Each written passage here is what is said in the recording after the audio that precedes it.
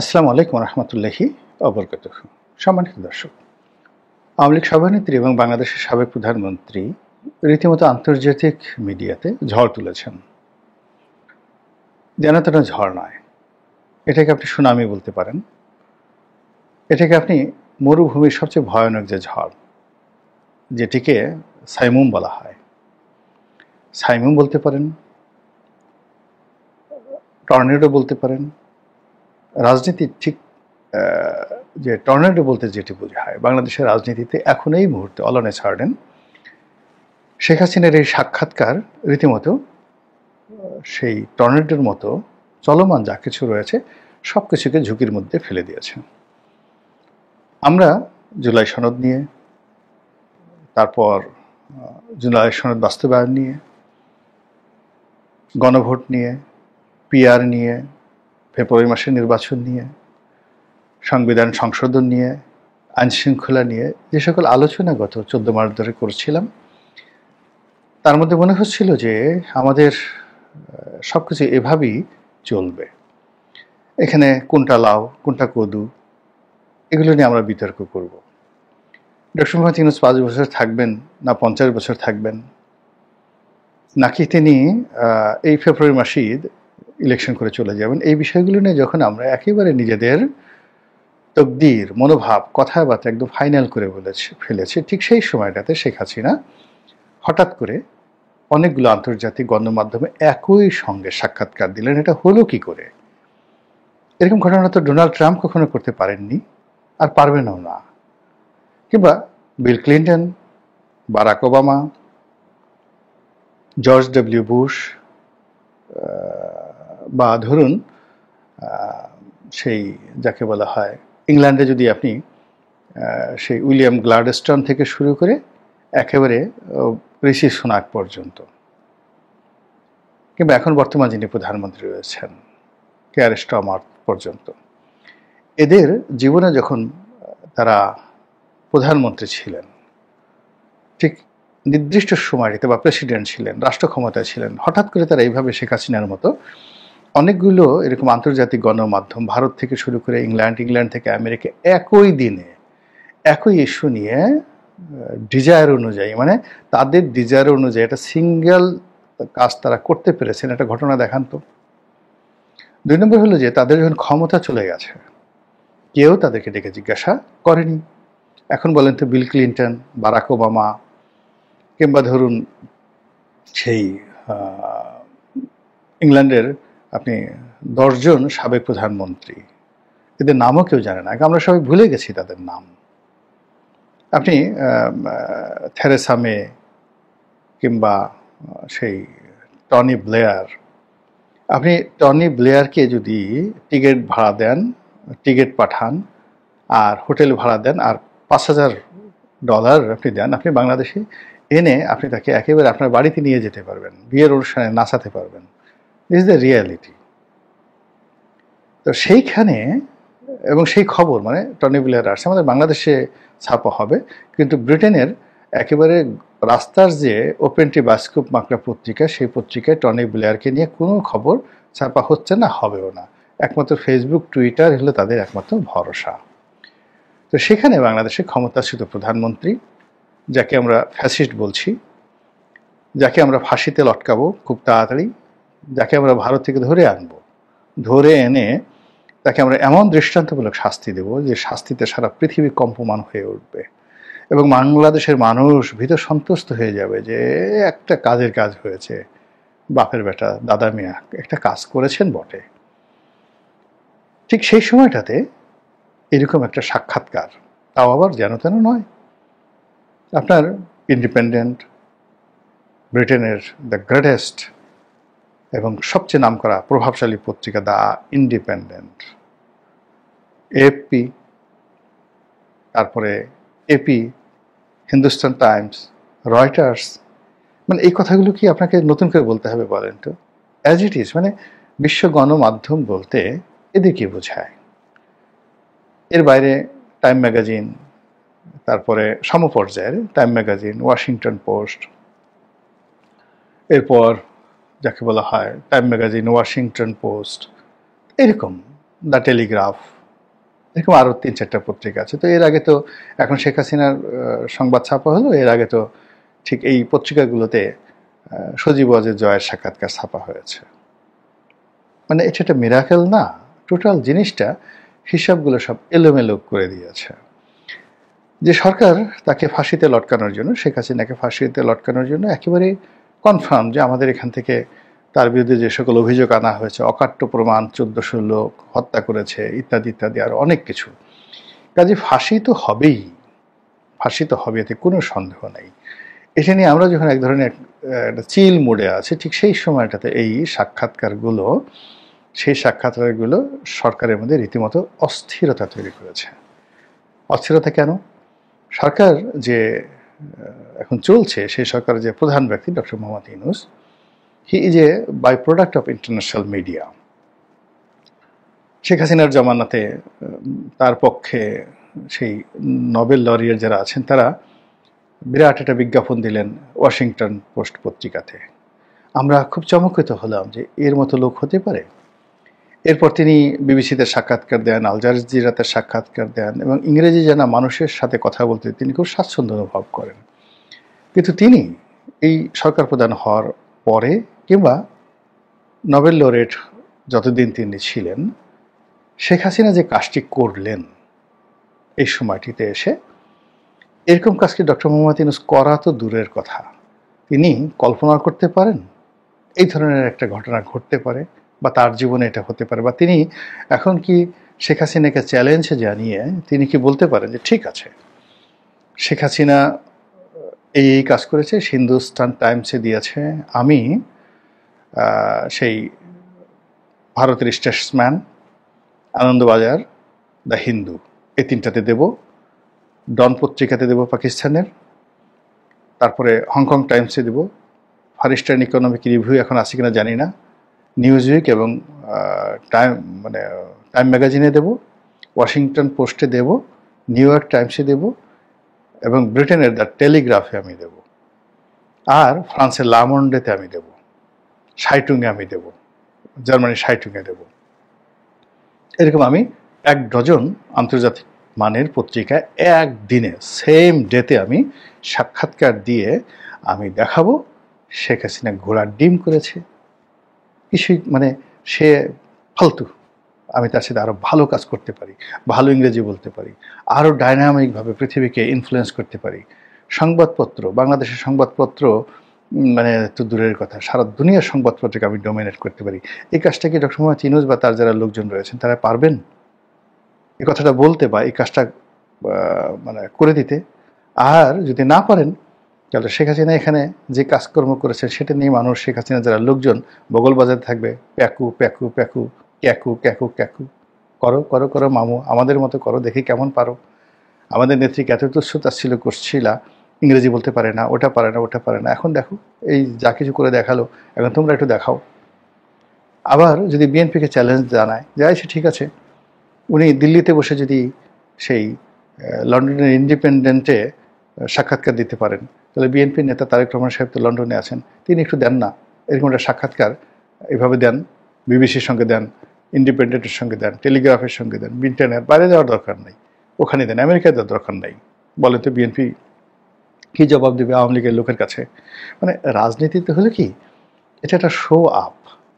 নিজের একটা ছোট্ট উদাহরণ দিয়ে বলি যে এটা মানুষের কতটা ইনফ্লুয়েন্স করে। আমি যখন প্রথম 2001 সনে নির্বাচন করতে গেলাম, এই যে ফরিদপুরের সদরপুর চরভদ্রাসন ভাঙ্গা, এখন যে আসনটা ওই আসনের, তখন ভাঙ্গা একটা আসন ছিল, সদরপুর আর চরভদ্রাসনের আসন ছিল, আর আমার নিকটতম প্রতিদ্বন্দ্বী ছিলেন একে আজাদ সাহেব, হামিম গ্রুপের একে আজাদ সাহেব। তো তখন আমি যে গাড়িটা চালাতাম সেই গাড়িটা ছিল, আমার যে গাড়িটা নিয়ে যেতাম সেই গাড়িটা ছিল হলো পাজেরো V6, এবং ওটা আমি যখন কিনেছিলাম তখন ওটাই ছিল হায়েস্ট গ্রেডের গাড়ি বাংলাদেশে। এর বছরখানেক পরে হঠাৎ করে নতুন যে LX 470 লেক্সাস যে জিপগুলো, যেগুলো মূলত 4700 সিসির সিগনাস, তো 4700 সিসির সিগনাস গাড়ি একে আজাদ সাহেব ওই আমলে কিনে ফেললেন।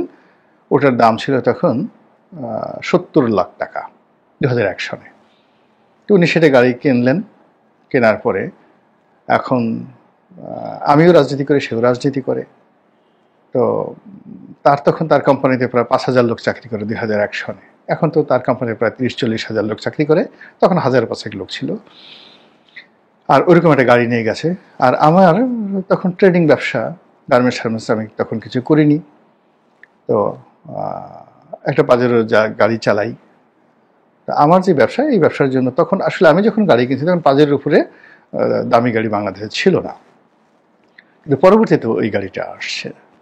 তো যাই হোক, এখন একটা অনুষ্ঠানে পাশাপাশি আমার অনুষ্ঠান হচ্ছে, একে আজাদের অনুষ্ঠান হচ্ছে। তো আমার নেতাকর্মী, একে আজাদ সাহেবের নেতাকর্মী, কর্মী সমর্থকরা তারা ঝগড়া শুরু করেছে। তোর নেতার কয় টাকা আছে, তোর নেতার কি আছে, তোর নেতার কি আছে, লেখাপড়া আছে, ইত্যাদি ইত্যাদি। এগুলো নিয়ে ঝগড়াঝাটি করতে করতে একটা সময় চলে আসলো গাড়ি। সেই তখন একে আজাদ সাহেবের লোকজন বলল যে, দেখ আমার নেতার গাড়ি কত সুন্দর, এই যে লেক্সাস V8 গাড়ি, আর তোর নেতা কি এটা পাজেরো গাড়ি চালায়, এটা গাড়ি হলো নাকি, এটা কলার পাতা। এখন আমার যারা নেতাকর্মী তারা খুব আহত হলো এবং রাতে এসে সার্কিট হাউসে, মানে সদরপুর যে ডাকবাংলাতে আমি থাকতাম, সেখানে এসে একেবারে কোনো কথা যে নেতা দরকার হলে আমরা কিডনি বিক্রি করে দেবো, আপনাকে ওই একে আজাদের চেয়ে একটা ভালো গাড়ি কিনতে হবে, আদারওয়াইজ আমাদের মান সম্মান থাকে না। এবং আমাকে ঢাকায় এসে কি করতে হলো, সেই একে আজাদের যে গাড়ি তার চেয়ে আরও দামি গাড়ি, লেক্সাসের সবচেয়ে আপগ্রেড একটা ভার্সন কিনে তারপরে সদরপুরে যেতে হলো। এই রাজনীতিতে ভুং ভাং, মানে এরকম ভুং ভাং আছে, তার সাথে সাথে আবার শক্তি। এখানে আপনি আপনার যারা প্রতিপক্ষ আছে তাদের চেয়ে আপনার মাসেল পাওয়ার বেশি থাকতে হবে, অর্থ পাওয়ার বেশি থাকতে হবে, সাহস শক্তি বেশি থাকতে হবে। আপনি কিছু করেন আর না করেন, ভুং ভাঙা আপনার থাকতে হবে। যখন আপনার প্রতিদ্বন্দ্বী যেমন, আপনাকে ঠিক তদ্রুপ তার সেটা আরও 10 ডিগ্রি অ্যাঙ্গেলে বেশি যদি আপনি করতে না পারেন তাহলে হবে না। যেমন শেখ হাসিনা ধরেন এই বাংলাদেশ খুব শক্ত হাতে চালিয়েছেন, খুব শক্ত হাতে চালিয়েছেন। ডক্টর মোহাম্মদ ইউনূস শান্তির দূত, নরম হাতে চালাচ্ছেন। এখন বলছেন যে না, শেখ হাসিনাই ভালো ছিল, আমরা যে পেদানি খেতাম, মার খেতাম, গুম হতাম, এটাই ভালো। এবং এটা মানে দুঃখকর ব্যাপার নয়, এটাই হলো হিউম্যান সাইকোলজি। আপনি এই একই অবস্থা বনি ইসরায়েল জাতির মধ্যে ছিল। হযরত মুসা নবীকে বললেন, হে মুসা তুমি কি শুরু করলা, আমাদেরকে মিশর থেকে নিয়ে আসলে, আমরা সেখানে কত সুন্দর কাজকর্ম করতাম, আমরা মাঝে মধ্যে মার খেতাম, আমরা দাসী ছিলাম, দাস ছিলাম, ওখানে মিশরের যারা ভূমিপুত্র কিপ্তি তারা আমাদেরকে মারতো, কিন্তু আমরা তো পেঁয়াজ, আদা, গম, পোলাও, কুরমা, রোস্ট এগুলো খেতে পারতাম। আর এখানে তোমরা মরুভূমির মধ্যে আমাদেরকে আটকে রেখেছো, আকাশ থেকে বিকেলবেলা খাবার পরে একই খাবার মান্না সালোয়া খেতে খেতে আমরা অস্থির হয়ে গেছি, বসে থাকতে থাকতে আমাদের মোটা হয়ে গেছে। এটাই একটা জীবন হলো? এই হলো মানুষের চরিত্র। মানে মানুষ কখনো তার বর্তমানকে নিয়ে সুখে থাকতে চায় না। তো সেই দিক থেকে ওই যে শেখ হাসিনা এখন যে আন্তর্জাতিক গণমাধ্যমে যে সাক্ষাৎকার দিলেন, যে সকল কথাবার্তা বললেন, সেটা তার যারা এই মুহূর্তে প্রতিদ্বন্দ্বী তাদের পুরো রাজনীতিকে তিনি একটা চ্যালেঞ্জের মধ্যে ফেলে দিয়েছেন, কর্মকাণ্ডকে চ্যালেঞ্জের মধ্যে ফেলে দিয়েছেন। এবং এটা মানে আওয়ামী লীগের লোকজন এখন গিয়ে দেখেন ফাটিয়ে ফেলছে। হায় হায়, নেত্রী যদি থাকতে হয়তো এমনই হওয়া উচিত। কিসের অবস্থা, আমরা আবার আসছি, আবার এটা মানে মুহূর্তের মধ্যে আপনি দেখবেন যে এরপরে আওয়ামী লীগের যে কয়টা আপনি মিছিল হবে, আপনি সেই মিছিল ঠেকাতে পারবেন না। এবং সেটা মিছিল ঠেকাতে হলে আরও 3-4 মাস আপনাকে সেই জুলুম অত্যাচার করে, মানে যাকে বলে পাছা লাল করে না দেওয়া পর্যন্ত আপনি সেই এই যে কয়েকটা সাক্ষাৎকারে আওয়ামী লীগ নেতাকর্মীদের মধ্যে যে উৎসাহ এবং উদ্দীপনা আসলো, এটা আপনি থামাতে পারবেন না। তো সেই দিক থেকে এখন সরকারের যারা লোকজন আছে তারাও তো এই কর্ম করেই আসছে। আন্তর্জাতিক মিডিয়া, আন্তর্জাতিক দাতা সংস্থা, বিভিন্ন NGO, বিভিন্ন প্রেশার গ্রুপ, বুদ্ধিজীবী মহল, থিঙ্ক ট্যাঙ্ক, তাদেরকে ম্যানেজ করেই তো আজকের এই পর্যায়ে আসছে। তো ঠিক সেই জায়গাটা তারা যখন রাষ্ট্র ক্ষমতায় বসে শেখ হাসিনা যে কাজগুলো করেছেন সেই কাজগুলো তারা করতে পারছে না। আবার ওদিকে তারা যে কাজগুলো অতীতে করেছেন তার সাথে 100 গুণ বেশি দক্ষতা এবং ইফেক্টিভনেস নিয়ে শেখ হাসিনা হঠাৎ করে যে এতগুলো আন্তর্জাতিক গণমাধ্যমে সাক্ষাৎকার দিলেন, যেখানে মানে আমাদের দেশের একেবারে রাস্তার ফকির যারা সাংবাদিক, ফকির সাংবাদিক, তারাও যেখানে মনে করতে যে শেখ হাসিনা সাক্ষাৎকার নেয়ার দরকারই না, মানে এটা ব্যাপার হলো নাকি? তো সেখানে এই বড় বড় প্রতিষ্ঠানগুলোর সাথে তিনি যে সাক্ষাৎকার দিলেন, সেই সাক্ষাৎকার দিয়ে সরকার, বিএনপি, জামাত, এনসিপি তাদের সবাইকে রীতিমতো একটা চ্যালেঞ্জের মধ্যে ফেলে দিলেন যে নাও বাবা এবার দৌড়াও। এবং শেখ হাসিনা মানে এই কাজগুলো খুব ম্যাটিকুলাসলি করেন। আপনাকে একটা ছোট্ট উদাহরণ দিলে বুঝতে পারবেন। মানে মুন্নুজান সুফিয়ান নামে একজন শ্রমিক নেত্রী খুলনা অঞ্চলের, তো তাকে মন্ত্রী বানিয়ে দেওয়া হলো, শ্রম কল্যাণ মন্ত্রী। তা আমি খুব আশ্চর্য হলাম যে ওনাকে কেন মন্ত্রী বানালো। সে সারাদিন পান খায়, তারপরে শেষে শাড়ি পরে, শাড়ির নিচে যে একেবারে মানে গেও শাড়ি, যেহেতু তিনি শ্রমিক রাজনীতি করতেন, আর তার মানে যাকে বলা হয় ছায়াটা তিনি যে পরেন, নিচে যে পেটিকোটটা পরেন, পেটিকোটটা হলো ওই গ্রাম্য মহিলারা যেভাবে ধরেন হাঁটুর উপরে 1 ফিট উপরে পেটিকোট পরে ওইভাবে, তো উনি হাঁটুর উপরে 1 ফিট উপরে পেটিকোট পরছেন, তার নিচে পাতলা একটা 8 পরে শাড়ি পরছেন। ফলে নিচে তার পায়ের 1 ফিট পর্যন্ত দেখা যাচ্ছে একটা পঞ্চের স্যান্ডেল পরে তিনি পার্লামেন্টে আসেন, ওখানে করেন এবং সব জায়গায় পান খেতে থাকেন। আর মুখ মাশাল্লাহ সোপা, মানে যদি কাউরে গালি দিতেন কিসের সেফায়েতুল্লাহ, সেফুদা বা এখন পিনাকি ঠেনাকি গালাগালি করে, এরা মনোজান সুফিয়া যদি গালাগালি শুরু করে ওরা মানে রীতিমতো আত্মহত্যা করবে, এরকম ছিল তার মুখের ভাষা। রাগ হলে এরকম কথাবার্তা বলতেন।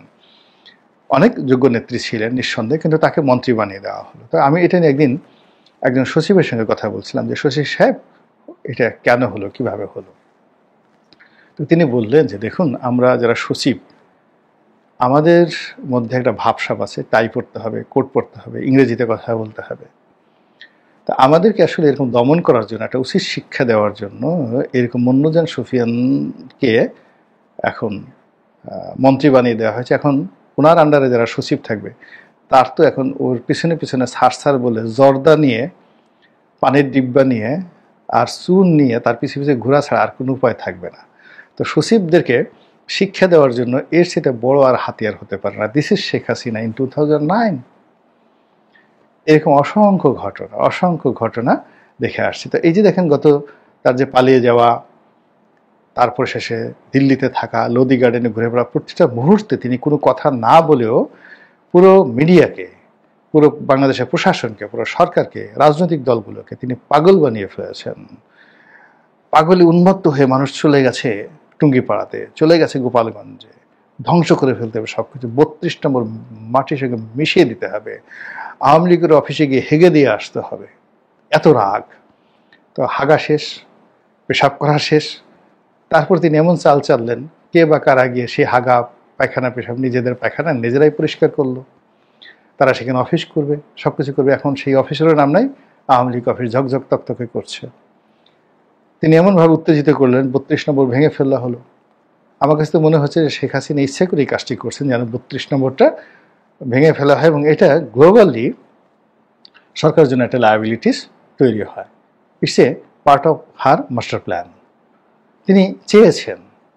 আর তারই ধারাবাহিকতায় এই যে পত্রপত্রিকাগুলোতে তিনি যে সাক্ষাৎকার দিলেন, সঙ্গতকালীন এখন সরকারের কাছে একটা চ্যালেঞ্জ যে এটা নিয়ে সরকার কি বলবে। এখন যে প্রেস সচিব বাংলাদেশের সংবাদপত্রকে সকাল বিকাল তিনি উপদেশ দিতেন, এখন তিনি টেলিগ্রাফকে তিনি কি বলবেন, ইন্ডিপেন্ডেন্টকে কি বলবেন, রয়টার্সকে কি বলবেন। তিনি এপি বা এএফপি, তিনি এএফপির বাংলাদেশের ব্যুরো চিফ ছিলেন, যেখানে এএফপির হেড অফিস রিপোর্ট ছাপাচ্ছে। তিনি কি একটু শব্দ করতে পারেন এএফপি সম্পর্কে? প্রশ্নই আসে না। একজন মফস্বল সংবাদদাতা, কি প্রথম আলোর মফস্বল সংবাদদাতা, সে মতিউর রহমান কি করলো না করলো সেটা নিয়ে আলাপ আলোচনা করতে পারেন? প্রশ্নই আসে না। এরকম একটা পরিস্থিতির সৃষ্টি করেছে যাকে বলা হয় সরকারের মধ্যে। অন্যদিকে এই সরকারকে যারা প্রমোট করেছে বা বাংলাদেশকে নিয়ে আমেরিকা যে সকল বড় বড় প্ল্যান করছে, পেন্টাগন এই সামরিক বিমান পাঠাচ্ছে, সৈন্য পাঠাচ্ছে, তারপরে এখানে ট্রেনিং দিচ্ছে, যৌথ মহড়া হচ্ছে, আর কত কথাবার্তা শুনছি, সবগুলো হিসাব